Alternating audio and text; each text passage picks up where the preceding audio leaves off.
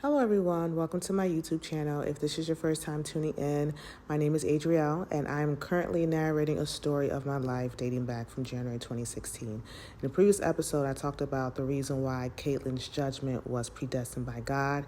And in this episode, I'm just going to talk about all the other things I dealt with or experienced in the month of September. So here it goes.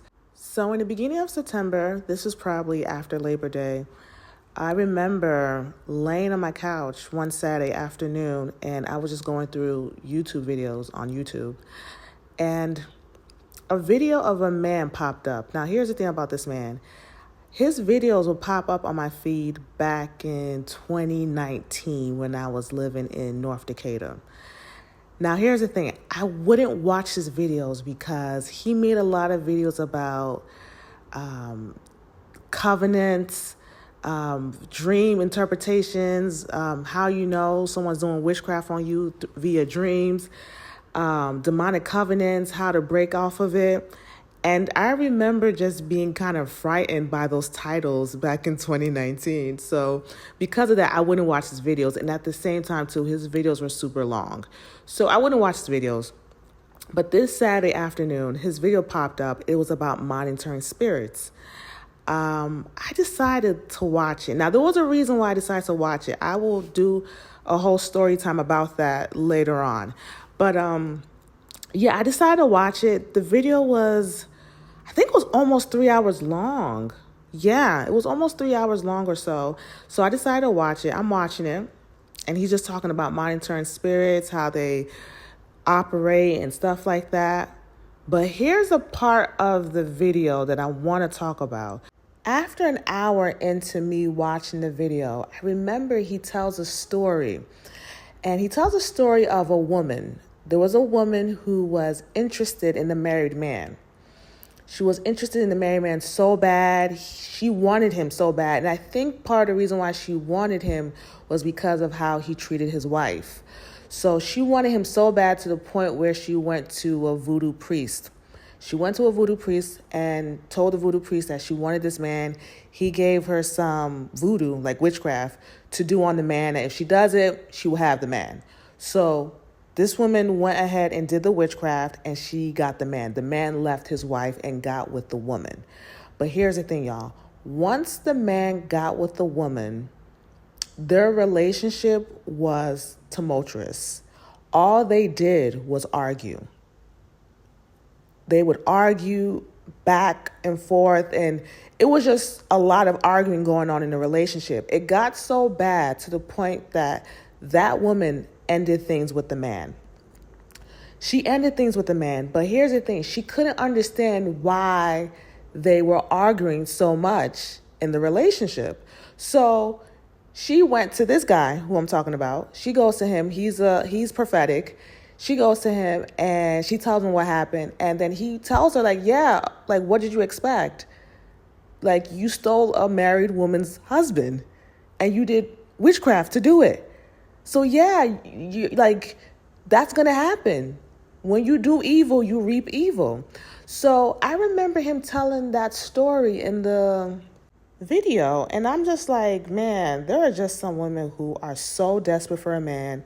They would do anything. Like, they will go as far as doing witchcraft on a man in order to have him. Like, to me, I think that's pathetic. If a man wants to be with you, let him be with you, you know? It's important I talk about that, y'all, because, you know, it plays its own part in this story. So anyways, in the month of September, I applied for entry-level data scientist position. I make it to the second round, and I had to take a coding assessment. Now, this is the part where, you know, I kind of like mess up. And so I remember the coding assessment, it was due, I think like on the 17th, but I decided to do it on, so I'm actually looking at my notes. I did the test on the 17th. Okay. So that was the day I did the test. I did the test on September 17th. And something I do want to mention too, I decided on the 15th, y'all, that I was going to go back to Instagram. And when I say I'm going back to Instagram, I'm going back to my personal page. Because at this time, y'all, I had 2 burner accounts and I would go on Instagram via those burner accounts. Now, I would say this.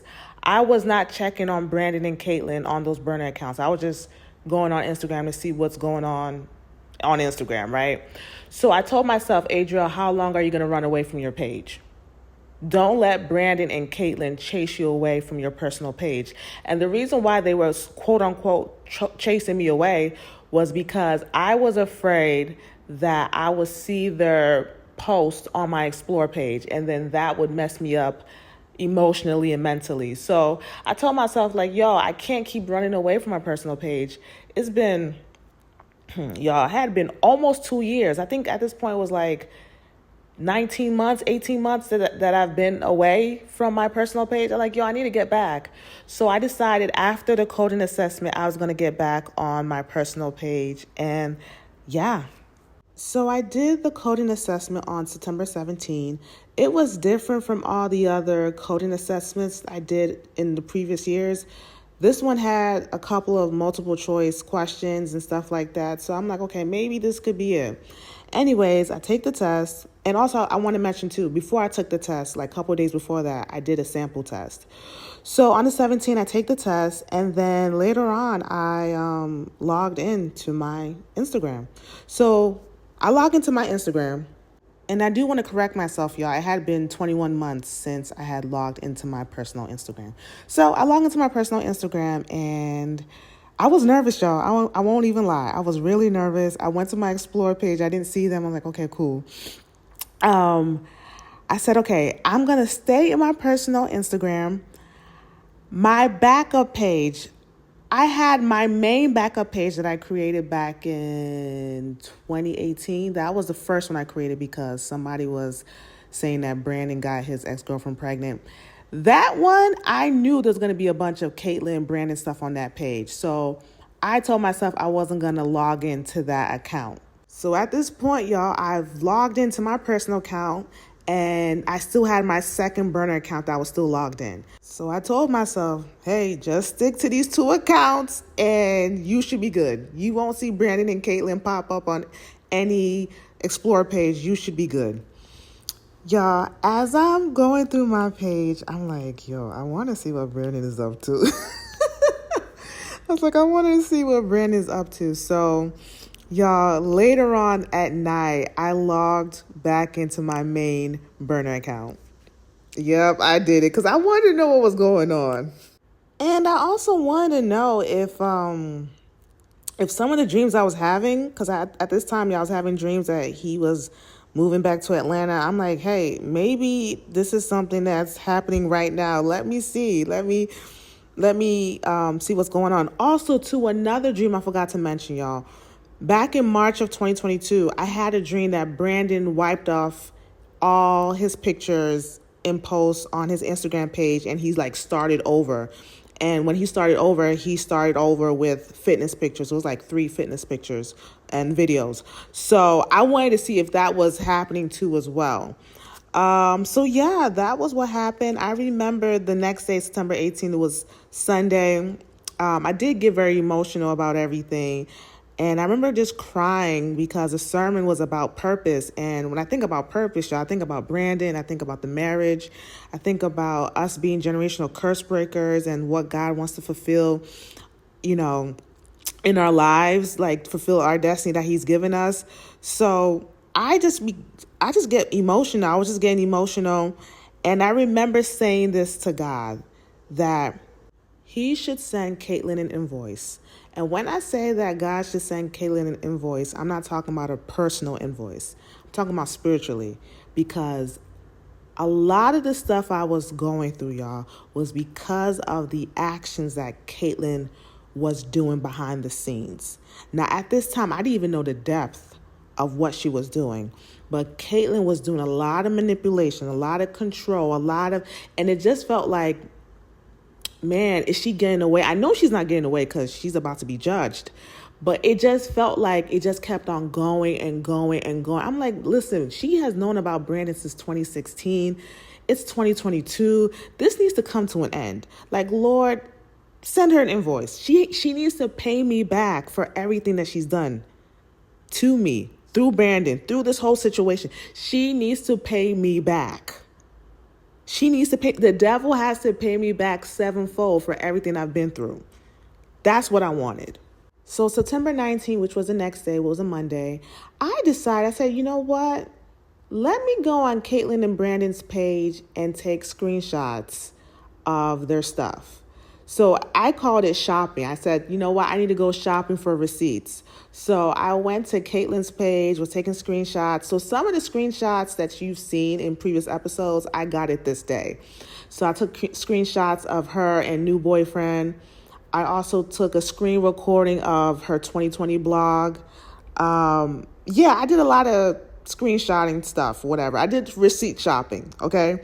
I did a lot of receipt shopping that day. And also that day, I tried to do a housing analysis because, y'all, I couldn't understand why they lived in 3 places within 18 months. It didn't make sense to me. So I tried to do my own housing analysis. Now, the housing analysis I did that day was trash. So I'm not going to talk about it. But I will say this, y'all. They lived in the townhouse, the yellow house, and I call the third house the gray house, yes. So they lived in those 3 houses within 18 months, y'all.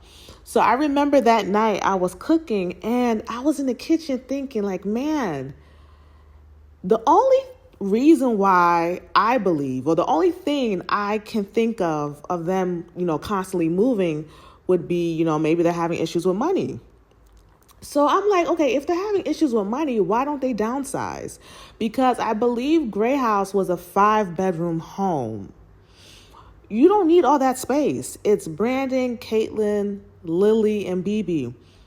If they're having money issues, why don't they downsize?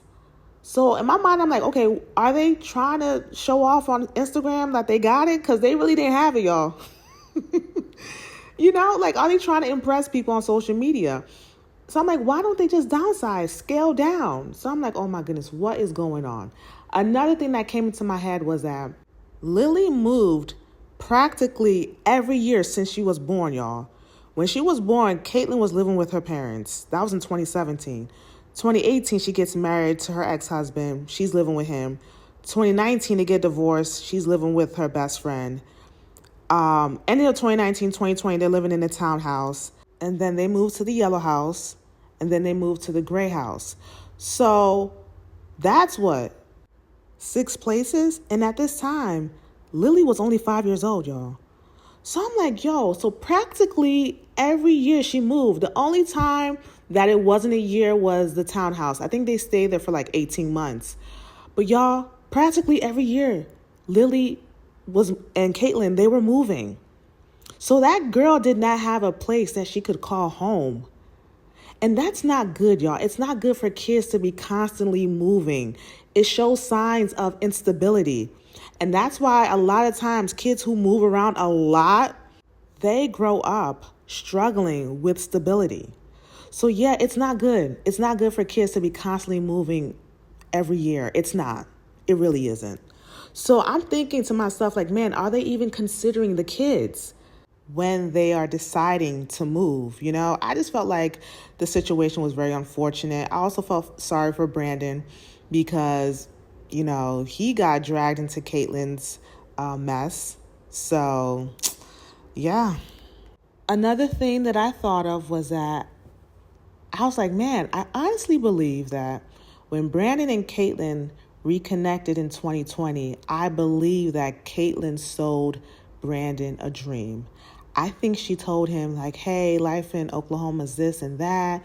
I got this amount of customers. I'm making this amount of money. Like, I honestly believe she sold him this good lifestyle in Oklahoma. Then when Brandon moved to Oklahoma and got with her, he realized that whatever Caitlin was telling him, that wasn't true. But at that time, he probably felt like it was too late. So yeah, y'all, I think Brandon at this point in 2022, it really wasn't good for him mentally and emotionally. And I could tell because, y'all, the Brandon I came across on social media back when he was living in Atlanta, he was very active on social media, y'all. When I would check Brandon's page at this time, he was not active. Like, it was so rare for Brandon not to post a story in a day or even 2 days when he was living in Atlanta. Y'all, in Oklahoma, Brandon went weeks, days, even months without posting a story. At this time, y'all, Brandon wasn't even posting fitness content as well. He no longer had sponsorships as well. And another thing I noticed about Brandon, he kept on changing his bio. That I couldn't understand that as well. But yeah, y'all, Brandon was going through it. So that was what happened on the 19th. All the other things I found out in the month of September, I will talk about it in the next episode. So if you're liking or like this story, please like, comment, and subscribe. Please also share my videos as well. And until next time, bye.